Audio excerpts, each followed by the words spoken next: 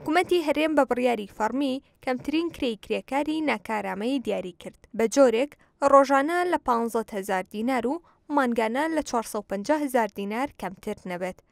هەر کرێکارێک کەمتری پێ بدرێت لەو بڕەپارەیە دەتوانێت لە دادگا سکاڵا تۆمار بکات.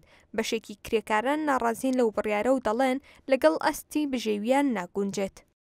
لە لایەنی کەمی کرێکار بۆ کرێکارێکی غێر کارە 350,000 بوو، ئەم ساڵ کردویانە بە 450,000 دینار وە کرێکاری ڕۆژانەیان دانەوە بە 15,000 دینار، یعنی نەکرابێت کرێکارێ لە مانێکە لە 450,000 کەمتر وەرگێ، بەس ئەتوانێت عقدکە لەگەڵ خاوەنکار بە 800,000 بە 800 دلار بە 2000 دلار، یعنی ئەمینێتەوە بینی عقدی بینی کرێکارەکە و خاوەنکارەکە. خاوەنکارێک بێت ئیش بە کرێکارێکە خوار 450,000 مخالفەی قانونە.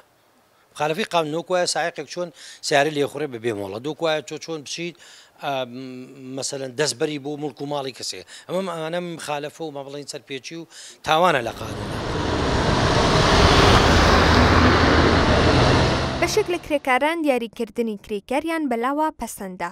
لە بەرامبەردا بەشێک لە کرێکاران باس لەوە دەکەن ئەو کرێی دیاری کراوە نەتوانێت ژیانێکی باشیان بۆ دابین بکات و لە ئاست ماندووبوونی ڕۆژانەیاندا نییە. ئەم بڕیارەم زۆر پێ باشە، دەستیان خۆش بێت، زۆر چاکە، لەبەرەوەی ئەم بریارە قانونیە و حکوومەت خۆی باشترە زانێ بۆ کرێکار حەقی کرێکار و مافی کرێکار نافەوتێ. ئیشوکار کەمە بە بۆنەی ئەم وەزعە و بە بۆنەی هەموو شتێکەوە کرێکاری شکاری کەمە، ئیشوکار نییە لەم کاتەیە و کرێکار مەغدورە بەڕاستی، زۆر مەغدورە، حەقی خۆی پێ نادرێت. کرێکاران لەگەڵ کەمی نرخی کارکردنی ڕۆژانە و مانگانەیان لە هەمان کاتدا ژیانیشیان بەردەوام لە مەترسیدایە و ئامارەکانی گیان لە دەستدانیشیان لە بەرزبوونەوەدایە. بەپێی ئاماری یەکێتی سندیکاکانی کرێکارانی کوردستان ساڵی ڕابردوو 62 کرێکار لە کاتی کارکردندا گیانیان لە دەستداوە و 25 کرێکاریش بریندار بوون.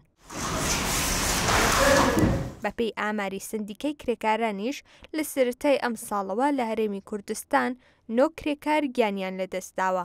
بەشێکی هۆکارەکەی ئەوەیە کە خاوەنکاران کەمتر پابەندی ڕێنماییەکان و سەلامەتی پیشەیی دەبن.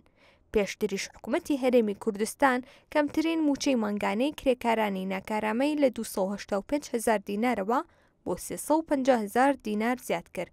بەو پێیە بێت ئێستا 100,000 دیناری دیکەیان بۆ زیاد کراوە. کرێکاری ناکارامە ئەو کرێکارانە دەگرێتەوە کە هیچ پسپۆڕی و بڕوانامەیەکیان نییە و یەکەم جاریانە کارێک دەکەن. ئەو کرێکارانە ناگرێتەوە کە شارەزای و پسپۆڕی تایبەت و کاری قورسی وەک بیناسازی و ئەوانی دیکە دەکەن. هانا مەحموود، میدیای سبەی، سلێمانی.